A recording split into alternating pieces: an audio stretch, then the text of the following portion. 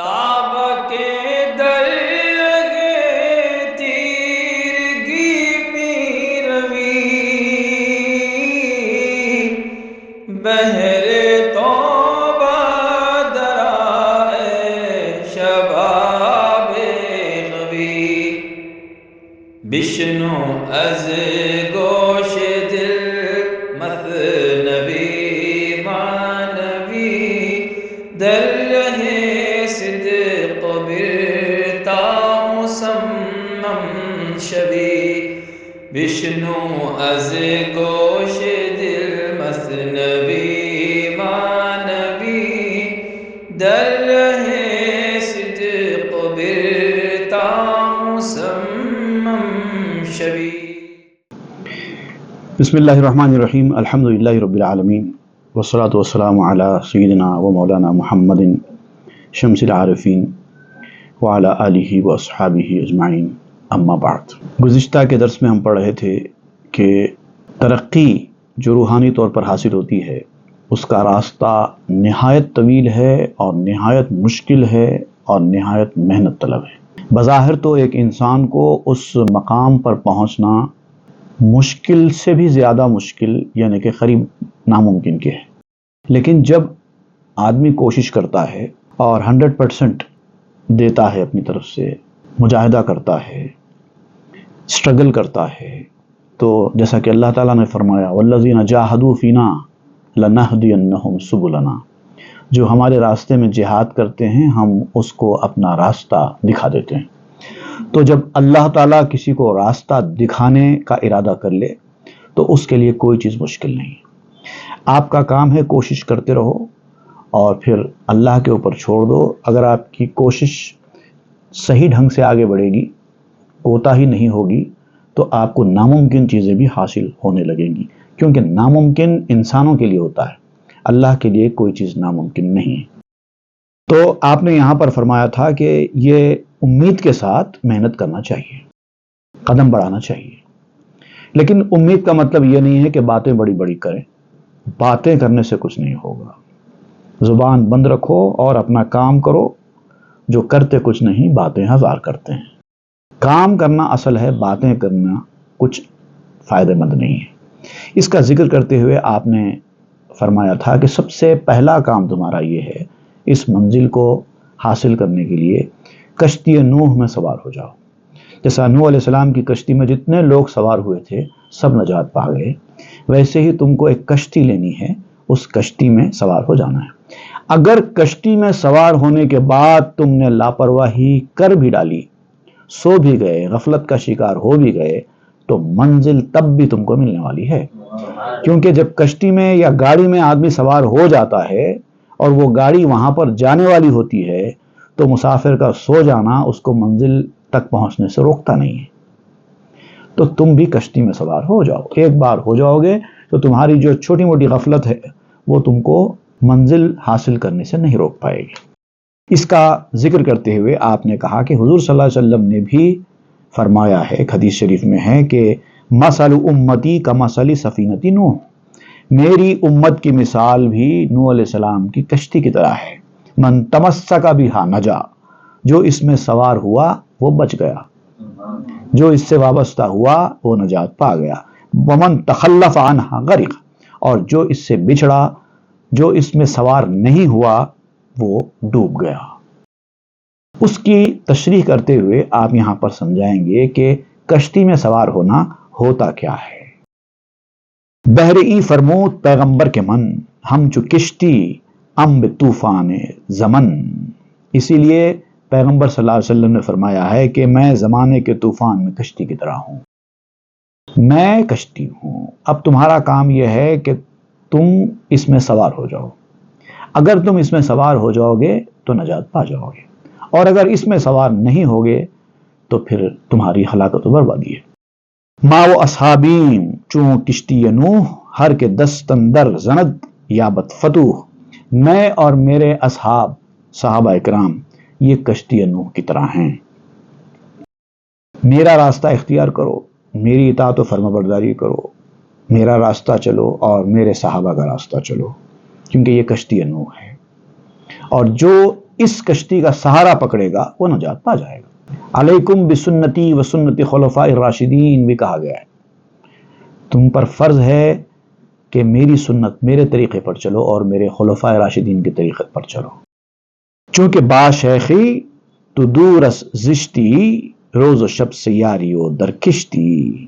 تو اب یاد رکھ، تجھے اس کشتی تک پہنچانے والا، اس کشتی میں بٹھانے والا تیرا اپنا شیخ ہوگا۔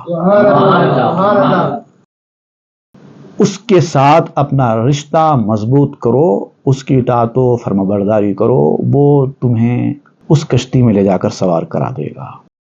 تم دن رات چل رہے ہو اور کشتی میں ہو، وہ حالت ہو جائے گی۔ غفلت بھی کر رہے ہو، سو بھی رہے ہو، اگر کشتی میں سوار ہو جاؤ گے تو چلتے ہی رہو گے، کیونکہ کشتی چل رہی ہے۔ در پناہ جان جاں بخشے توئی، کشتی اندر خفتہ رہ می روی۔ اب یاد رکھو کہ اگر تم اس کشتی کی پناہ میں آ جاؤ گے، اس کے سہارے کو حاصل کر لو گے، یہ دامن پکڑ لو گے، تو سمجھ لو کہ تم بھی اس کی پناہ میں آ چکے ہو، جان بخشنے والے کی پناہ میں آ چکے ہو۔ اور جب پناہ میں کوئی آ جاتا ہے تو کوئی کسی کا بال بیکا نہیں کر پاتا۔ خوف کیا ہو اسے اب کسی کا، کون کر پائے گا بال بیکا۔ امتی ہے جو پیارے نبی کا، جس کے پلے پہ مولا علی ہے۔ مولا علی اگر پلے پہ آ جائیں اور نبی کی امت میں داخل ہو جاؤ، رہنمائی حاصل ہوتی رہے اور تم کشتی میں سوار ہو جاؤ، تو پھر تم پناہ میں آ جاؤ گے، تمہارا کوئی نقصان نہیں کر پائے گا۔ بالکل اسی طرح جیسے کشتی میں سوار ہو کر سو جانے والا بھی منزل کو پہنچ جاتا ہے۔ مقصد از پیغمبر ایام خیش، تکیہ کم کن برفن و برگام خیش۔ اور تم اپنے زمانے کے پیغمبر سے جدا نہیں ہونا۔ یہاں پر اپنے زمانے کے پیغمبر سے کیا مراد ہے؟ ہر زمانے میں ایک پیغمبر آیا ہے، ہر قوم میں ایک پیغمبر آیا ہے۔ آدم علیہ السلام سے لے کے حضور صلی اللہ علیہ وسلم تک ہر قوم میں اللہ تعالیٰ نے نبی بھیجا۔ اب نبیوں کے آنے کا سلسلہ رک گیا، تو اب نبی کریم صلی اللہ علیہ وسلم کی امت میں آپ کے تابع ہو کر جو یہی کام تمہارے لیے انجام دیں گے، وہ تمہارے حق میں پیغمبر کہلائیں گے۔ ایسے علماء، ایسے پیران کبار، ایسے صوفیاء، ایسے رہبر، ایسے مربی جو تمہیں اس کام میں لگا رہے ہیں، تربیت کر کے تمہیں اس راستے پر پہنچا رہے ہیں، وہ تمہارے حق میں آج کے پیغمبر کہلاتے ہیں۔ نبی کا درجہ نہیں ہے، لیکن نبی کا چونکہ کام کر رہے ہیں، اسی لیے نائب نبی ہونے کی حیثیت سے تمہارا شیخ تمہارا آج کے دور کا نبی کی طرح ہے۔ جیسے کہ ایک بزرگ کا قول بھی ہے، شیخ کا مرتبہ اپنی قوم میں ایسے ہی ہوتا ہے جیسے نبی کا مرتبہ اپنی امت میں ہوتا ہے، کیونکہ وہ وہی کام کر رہا ہے۔ تو تمہیں اگر اس کشتی میں سوار ہونا ہے تو اپنے شیخ سے وابستہ ہو جانا چاہیے اور اس کے تعلیمات پر عمل کرنا چاہیے، اس کے ارشادات کو سننا چاہیے، اس کی تربیت میں آ جانا چاہیے، ڈوز اینڈ ڈونٹس اس کے فالو کرنا چاہیے۔ تکیہ کم کن بر فنو برگام خیش۔ اور اس معاملے میں یہ بات یاد رکھنا چاہیے کہ اپنی تدبیر، اپنی کوشش، اپنا خیال، اپنا پوائنٹ آف ویو، اپنی محنت پر بھروسہ مت کرو۔ جب تم تربیت میں آ جاؤ تو اپنی کسی چیز پر بھروسہ مت کرو، تم شاید اچھا بھی کرنے لگو تو تم سے برا ہو جائے، اسی لیے اپنی کسی چیز پر بھروسہ مت کرو۔ جب تربیت میں آ جاؤ تو مکمل طور پر سرنڈر ہو جاؤ اور جو کہا جائے وہ کرو۔ گرچہ شیری چوں روی رہ بے دلیل، ہم چو روبہ در زلالی و ذلیل۔ اگرچہ کہ تم اپنے آپ میں شیر ہو، اگر تم ایسا مرتبہ حاصل کر چکے ہو جو شیروں کا مرتبہ ہوتا ہے، اگر تم شیر بھی بن چکے ہو تو یاد رکھو کہ بغیر رہنما کے راستہ طے نہیں کر پاؤ گے۔ رہنمائی ضروری ہوگی، ورنہ پھر گمراہی ہوگی، ذلت تم کو ہاتھ آئے گی۔ اگر تم بغیر کسی رہنما کے راستہ طے کرنے کا ارادہ کرو گے تو تم شیر ہونے کے باوجود تمہارا حشر لومڑی جیسا ہوگا۔ اس حوالے سے ایک اور شعر ہے میرا ہی ہے تنہا گامزن ایک راہ بے معروف پر زاہد۔ عبادت گزار دنیا سے روپوشی اختیار کرنے والا تارک دنیا کوئی آدمی ہے، لیکن اگر کسی رہنما کے بغیر راستہ طے کر رہا ہے اکیلے تو کیا ہوگا؟ ہے تنہا گامزن ایک راہ بے معروف پر زاہد، خدا جانے کدھر جائے گا جب چوراستہ ہے۔ اگر راستہ سیدھا جا رہا ہے اور کوئی موڑ نہیں ہے تو پھر وہ چلا جائے گا، کوئی مسئلہ نہیں ہے، لیکن جہاں موڑ آ جائے گی، جہاں چوراستہ آ جائے گا، وہاں پر وہ پریشان ہو جائے گا کہ کدھر مڑنا ہے۔ ہی مپر اللہ کے با پر ہائے شیخ، تاب بینی اون لشکر ہائے شیخ۔ یاد رکھو، دل میں یہ بات بٹھا کے رکھو کہ شیخ کے پروں کے بغیر اڑنے کی کوشش مت کرو۔ اڑنا ہے تو شیخ کے پروں کا سہارا لے کے اڑو، اور جب شیخ کے پروں کا سہارا لے کر تم اڑو گے تو پھر شیخ کے لشکروں کی مدد تم کو حاصل ہوگی اور پھر آسانی کے ساتھ تم اپنا سفر طے کر پاؤ گے۔ یہ کیا ہے شیخ کے لشکر؟ یہ ہے ان کے توجہات، جو تم پر اپنی توجہات ڈالتے ہیں، کنسنٹریشن کے ساتھ تمہاری طرف متوجہ ہوتے ہیں، تمہاری ایک ایک چیز کو دیکھتے ہیں، کیا اچھا کر رہے ہیں، کیا برا کر رہے ہیں، ٹائم ٹو ٹائم تمہاری رہنمائی کرتے ہیں، یہ اچھا ہے کرو، یہ اچھا نہیں ہے مت کرو۔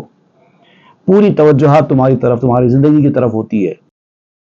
جیسے ہمارے روحانی پیشوا حضرت خواجہ محبوب اللہ رضی اللہ تعالیٰ عنہ فرماتے ہیں کہ شیخ وہی ہے جو اپنے مریدوں کو ایسے دیکھے جیسے کوئی آدمی سینے کے بالوں کو دیکھتا ہے۔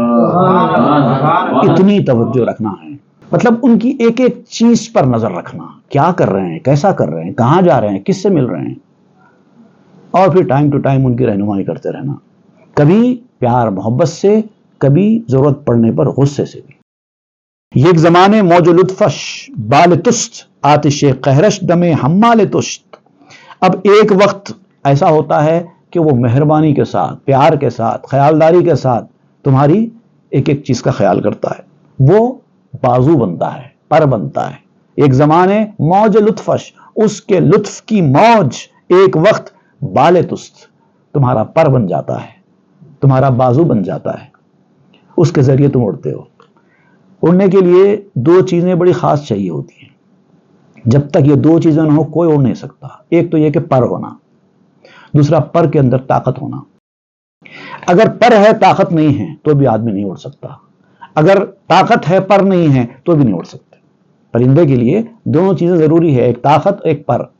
صرف طاقت ہے پر نہیں ہے تو نہیں اڑ پائے گا، صرف پر ہے طاقت نہیں ہے تو بھی نہیں اڑ پائے گا۔ تو آپ یہاں پر یہ کہتے ہیں ایک وقت آپ کو پر کی ضرورت ہوتی ہے، ایک وقت آپ کو طاقت کی ضرورت ہوتی ہے، گرمی کی ضرورت ہوتی ہے۔ تو یک زمانے موج لطفش بال تست، جب وہ تم سے ایک وقت مہربانیاں کرتے ہیں، تمہاری ایک ایک چیز کا خیال کرتے ہیں، تم سے اچھے سے بات کرتے ہیں، تم سے پیار محبت کا برتاؤ کرتے ہیں، تمہاری خیالداری کرتے ہیں، تو یہ ایک وقت ہوتا ہے۔ یہ تمہارے لیے کیا ہے؟ بازو ہے، پر ہے۔ آتش قہرش دم حمال تست، اور کبھی کبھار ان کے غصے کی جب گرمی نازل ہوتی ہے تو یہ تمہارے لیے طاقت کا کام کرتی ہے۔ ایک صفت جمال ہے، ایک صفت جلال ہے، اور شیخ اپنی ان دونوں صفات کا حسب ضرورت استعمال کرتا ہے۔ کبھی صفت جمال ظاہر کرتا ہے اور کبھی صفت جلال ظاہر کرتا ہے، کبھی محبت اور مہربانی کا برتاؤ کرتا ہے، کبھی غصہ کرتا ہے، کبھی ناراضگی ظاہر کرتا ہے۔ اور آپ کہتے ہیں دونوں بھی ضروری ہے، ایک پر سے کوئی آدمی نہیں اڑ سکتا، ایک پر سے کوئی پرندہ بھی نہیں اڑ سکتا، وہ حال ہوتا ہے۔ قہر اورا ضد لطفش کم شمر، اتحاد ہر دو بھی اندر اثر۔ آپ کہتے ہیں کہ اس کے غصے کو، اس کے قہر کو، اس کی مہربانی اور اس کی رحمت کی ضد مت سمجھو، حالانکہ مہربانی اور غصہ دونوں ایک دوسرے کی ضد ہے، اپوزٹ ہے۔ جب وہ پیار محبت سے آپ کا ایک ایک معاملہ سلجھائے گا، آپ کے ساتھ پیار محبت کا برتاؤ کرے گا، ایک وقت وہ رہے گا، دوسرے وقت وہ رہے گا کہ وہ آپ کے ساتھ سختی کا برتاؤ کرے گا، جلال دکھائے گا، غصہ کرے گا۔ تو آپ یہ سمجھتے ہیں کہ اس شیخ کے اندر تبدیلی واقع ہوئی ہے، ان کے اندر دو ضد پیدا ہوئے ہیں، کبھی ایک جیسا برتاؤ کر رہے ہیں، کبھی دوسرے جیسا برتاؤ کر رہے ہیں، یہ دونوں اپوزٹ ہیں۔ آپ کہتے ہیں اپوزٹ نہیں ہیں، دونوں بھی ایک دوسرے کے اپوزٹ نہیں ہیں۔ دونوں حسب ضرورت اثر ڈالنے والی چیزیں ہیں. دونوں میں یکسانیت کو دیکھو، یہ بھی تمہارے بھلے کے لیے ہو رہا ہے، وہ بھی تمہارے بھلے کے لیے ہو رہا ہے. اتحاد ہر دو بھی اندر اثر کے اعتبار سے دیکھا جائے تو دونوں کے اندر اتحاد ہے. جہاں جس چیز کی ضرورت ہے وہاں پر وہ چیز استعمال کی جا رہی ہے. یک زما چون خاک سبزت می کند، یک زما پرباد و گبزت می کند. ایک وقت ایسا ہوتا ہے کہ وہ تجھ کو مٹی کی طرح، جیسے مٹی ہری بھری ہو جاتی ہے، ہر طرف درخت اگ گئے ہیں، پودے اگ گئے ہیں، ہرے ہرے پتے لگ گئے ہیں، گھاس پھوس اگ گئی ہے، پھول لگ گئے ہیں، اس طرح کی کیفیت پیدا ہو جاتی ہے. اور کبھی جھاڑ کے پتے سوکھ گئے ہیں، گھاس خشک ہو گئی ہے، زمین خشک ہو گئی ہے، ایسا بھی ہوتا ہے. باغ میں یہ دونوں حالت ہوتے ہیں کہ نہیں ہوتے ہیں؟ لیکن دونوں ریکوائرڈ ہیں. خزاں کا موسم اور بہار کا موسم باغ کی سلامتی کے لیے دونوں چیزوں کی ضرورت ہے. ایک وقت ایسا ہوگا، ایک وقت ایسا ہوگا. جہاں جس طریقے کی آب و ہوا ہوگی، جھاڑ کے لیے جس چیز کی ضرورت ہوگی، وہاں پر وہ کام ہوگا. جس میں عارف را دہد وصف جماعت، تابرو رویت گلو نسرین شاد. جو سالک ہوتا ہے، عارف سے مراد یہاں پر عرفان کے راستے پر چلنے والا سالک وہ ہے. تو یہ جو سالک ہوتا ہے اس کے جسم کو مٹی کی خاصیت عطا کی جاتی ہے. کبھی مٹی کی خاصیت کا مطلب کیا ہے؟ خاکساری پیدا کرنا، ڈاؤن ٹو ارتھ. کبھی کوئی آدمی ایروگنس کا شکار ہو جاتا ہے، اپنے آپ کو اچھا سمجھنے لگتا ہے یا اپنے آپ کو قابل سمجھنے لگتا ہے. کبھی کبھار شیخ یہ دیکھتا ہے کہ یہ بندہ اپنے آپ کو کچھ سمجھنے لگا ہے، اپنی عقل کو کچھ سمجھ رہا ہے، تو اس کی عقل کو ٹھکانے لگانے کے لیے، اس کے اندر خاکساری پیدا کرنے کے لیے، تو اس کے جسم کو مٹی کی خاصیت عطا کر دیتا ہے. اور یہ اس لیے عطا کرتا ہے تابرو رویت گلو نسرین شاد، تاکہ اس کے اوپر پھول کھلیں اور عمدہ ایگلنٹائن کھلے. نسرین کہتے ہیں، خاص قسم کا پھول ہوتا ہے، ایگلنٹائن کہتے ہیں اس کو. تو اس طرح کے پھول کھلنے کے لیے مٹی کی خاصیت عطا کی جاتی ہے. جہاں یہ خاصیت کسی انسان کے اندر ہوگی خاکساری کی، وہیں پر پھول کھلتے ہیں. جہاں خاکساری کسی انسان میں نہیں ہے، وہ آدمی کبھی روحانیت کے میدان میں ترقی نہیں کر سکتا. میں کچھ ہوں، میری کچھ خصوصیت ہے. کبھی کبھار کیا ہوتا ہے، آپ کو ایک بات بولتے ہیں، آپ کو ایک مشورہ دیتے ہیں، شیخ کہتا ہے کہ نہیں ایسا نہیں، ایسا کریں گے، تو آپ مجبور ہو کر خاموش بیٹھ جاتے ہیں. لیکن بعد میں ہوتا کیا ہے، شیخ کے مشورے پر عمل کرنے سے نقصان ہو جاتا ہے. ایسا ہوتا ہے، شیخ کا جو حکم تھا آپ نے سن تو لیا لیکن اس سے نقصان ہو گیا. اب آپ سوچتے ہیں کہ میری بات اگر سنی گئی ہوتی تو ایسا نہ ہوتا تھا. ایسا ہوتا ہے. آپ کہتے ہیں کہ یہ وسوسہ ہے، یہ آپ کی آزمائش کے لیے ہوا ہے. دیکھیے حضور صلی اللہ علیہ وسلم نے ایک مرتبہ صحابہ کرام کو جو کاشتکاری کیا کرتے تھے، ایک خاص قسم کا کاشتکاری کا عمل تھا جس میں نر اور مادہ کا ملاپ کیا جاتا تھا جھاڑوں کے اندر، جس سے فصل زیادہ اچھی اگتی ہے، وہ کیا کرتے تھے. حضور صلی اللہ علیہ وسلم نے اس عمل سے منع فرمایا، بولے یہ مت کرو. جھاڑوں کے اندر کیا ہے، وہ تو اگیں گے ہی اگیں گے، اس طرح کا عمل مت کرو. تو حضور صلی اللہ علیہ وسلم کے حکم فرمانے پر صحابہ نے ایک سال وہ عمل چھوڑ دیا، نہیں کیا. اس سال ہی فصل خراب ہو گئی. ہمیشہ جتنی فصل ہوتی تھی اتنی فصل نہیں ہوگی، کم ہو گئی.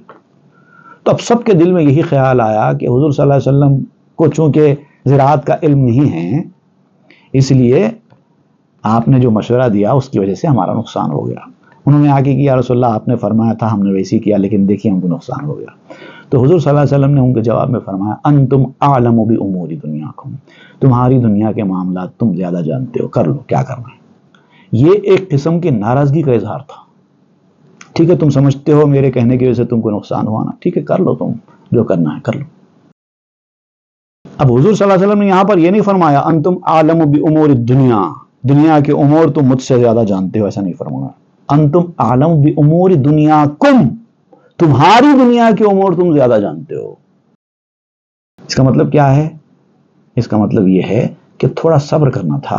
ایک سال تمہاری امتحان کا مرحلہ تھا، اس کے بعد دیکھتے اللہ تعالیٰ ایسا کچھ کر دیتا کہ اس کی ضرورت ہی نہیں پڑتی یہ سب کام کرنے کی، لیکن کیا ہوا؟ نہیں ہوا، پھر ہمیشہ کے لیے وہی جاری ہو گیا۔ تو کبھی کبھار کیا ہوتا ہے، شیخ کے حکم پر عمل کرنے سے آپ کو بظاہر نقصان بھی ہوتا ہے۔ آپ نے ایک مشورہ دیا، شیخ نے ایک مشورہ دیا، آپ نے شیخ کے مشورے پر عمل کیا، نقصان میں ہو گئے، خود کے مشورے پر عمل کیا، فائدے میں ہو گئے، تو فوری شیطان ایکٹیو ہو جاتا ہے، کہتا ہے دیکھے تم تو زیادہ عقل مند ہو شیخ سے، یہاں آپ اس کو بتا رہے ہیں۔ ایسے وسوسوں میں مت پڑو، کبھی کبھار آزمائش کے طور پہ شیخ کے مشورے پر نقصان بھی ہوتا ہے، لیکن کچھ وقت صبر کر لینا اور یہ سمجھنا کہ شاید ہم کو سمجھ میں نہیں آئی بات، اس کے پیچھے کیا راز ہے ہم کو سمجھ میں نہیں آیا، ایسا سمجھ کے آگے بڑھنا۔ اور یہ چیز خاکساری پیدا کرنے کے لیے سکھائی جاتی ہے، اپنے آپ کو پیچھے کر دینا، ہم کو نہیں پتا، ہم تو خاکسار ہیں، پتا نہیں اس کے پیچھے کیا مصلحت ہے۔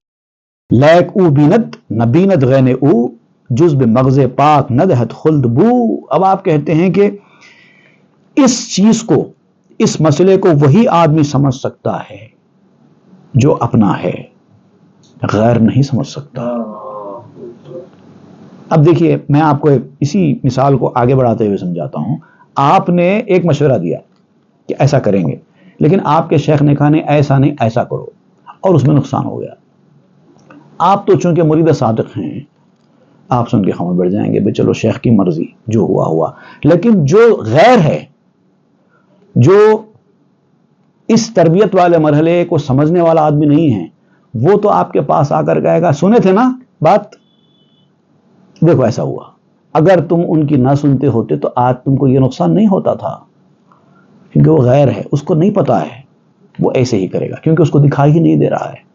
جز بمغز پاک ندہت خلد بو، جو پاک مغز ہوگا نا، یہ اندر کا جو مغز ہے یہ اگر پاک ہوگا تبھی جنت کی خوشبو سونگھ سکتا ہے۔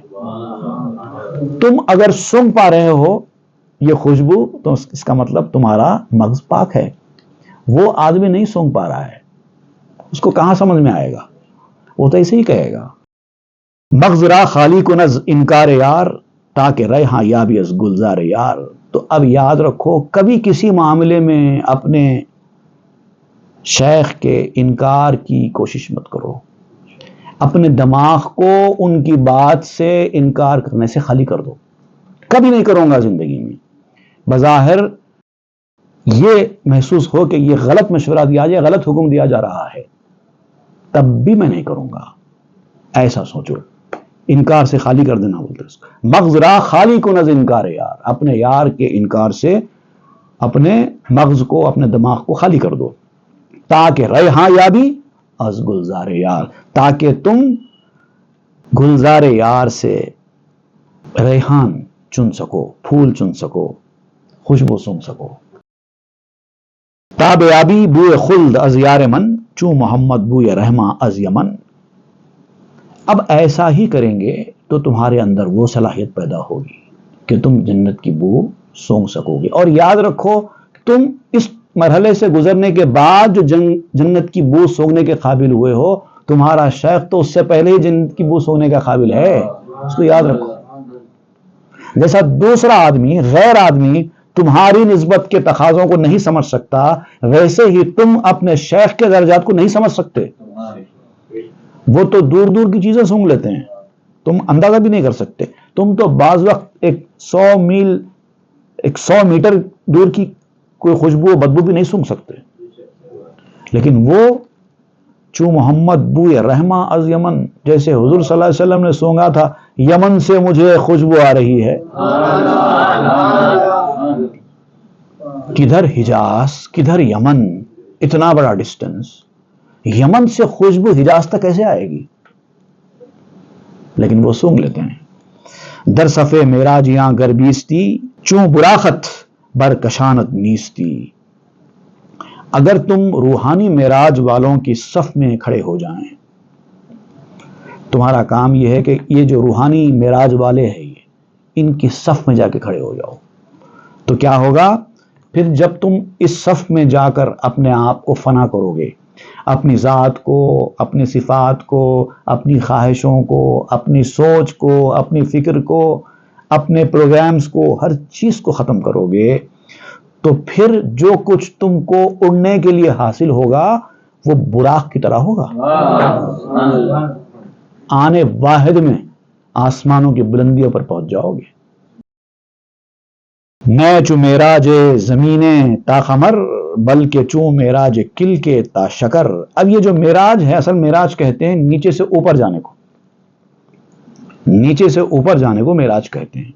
تو یہ جو معراج ہے تمہاری، یہ اس معراج کی طرح کی معراج نہیں ہے جیسے کہ گرد ہے، زمین سے جب گرد اڑتی ہے تو اوپر ہی جاتی ہے نا، لیکن ایک وقت کے بعد پھر بیٹھ جاتی ہے، ویسی معراج نہیں ہے یہ، بلکہ یہ ایسی معراج ہے کہ جیسے کہ گنے کی معراج ہے شکر تک۔ گنا جب عروج حاصل کرتا ہے، معراج حاصل کرتا ہے تو شکر بن جاتا ہے، لیکن پھر شکر بننے کے بعد پھر گنا نہیں بنتا۔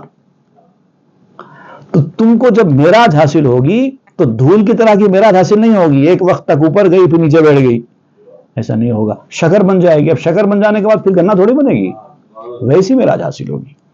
نیچو معراج بخار تا سما، بلچو معراج جنین تا نہا۔ یہ دھوئیں کی طرح کی معراج نہیں ہے، دھواں نکلا آسمان کی طرف اڑا، اس کے بعد پھر غائب، اس کا وجود ہی ختم، ویسی معراج نہیں ہے، بلکہ پیٹ کے بچے کی معراج ہے۔ چھوٹا معمولی پیٹ سے نکلنے والا بچہ ہوتا ہے جس کو خود اپنا بھی ہوش نہیں ہے، وہ ایک وقت کے بعد عقل مند انسان بن جاتا ہے، پھر واپس بچہ نہیں بنتا۔ خوش براخ گشت خنگے نیستی، سوئے ہستی آردت گر نیستی۔ اگر یہ گھوڑا تمہارا فنا کی منزل میں چلا جائے تو پھر وہ بہت اچھا براق بن جاتا ہے۔ تم فنا کی منزل میں تھے، گھوڑے پر سوار ہو گئے، اور وہ گھوڑا فنا کی منزل کا ہے، تم کو فنا کی منزل میں لے کے چلا جائے گا، بقا کی طرف لے کر چلا جائے گا۔ فنا سے تمہاری زندگی ہمیشہ ہمیشہ کے لیے زندہ ہو جائے گی۔ کوہ دریاہا سمش مس میں کند، تا جہان حس را پس میں کند۔ اس کے جو سم ہے وہ پہاڑوں اور دریاؤں کو جا کر چھوتے ہیں۔ سم کس کو کہتے ہیں معلوم آپ؟ سم کہتے ہیں فارسی میں پاؤں کے انگوٹھے کا جو سرا ہوتا نا، ناخن کو لگا ہوا جو رہتا ہے، پاؤں کے انگوٹھے کے ناخن کو لگا ہوا جو سرا ہوتا ہے اس کو کہتے ہیں سم۔ ناخن سمجھو آپ، انسان کے پاؤں کے انگوٹھے کا ناخن وہ ہے سم، اس کو انگلش میں کہتے ہیں ہوف، HOOF، ہوف۔ تو آپ کہتے ہیں کہ یہ جو سم ہے یہ تمہارا پہاڑوں اور دریاؤں کو جا کر چھوئے گا پھر، اور پھر ایسا مقام، ایسی منزل حاصل ہو جائے گی کہ وہاں سے تم یہ جو محسوسات کی دنیا ہے نا، دا ورلڈ آف سینسز جس میں ہم جی رہے ہیں، اس کو پیچھے چھوڑ جاؤ گے، اتنے آگے نکل جاؤ گے۔ پا بکش در کشتیو می رو رواں، چوں سوئے معشوق جاں جانے رواں۔ تو اب تمہارا کام کیا ہے؟ سب سے پہلے یہ کہ پہلے کشتی میں قدم رکھو۔ جب تک تم کشتی میں قدم نہیں رکھو گے کوئی منزل ایسی تم کو حاصل نہیں ہوگی، پھر اس کے بعد چل پڑو۔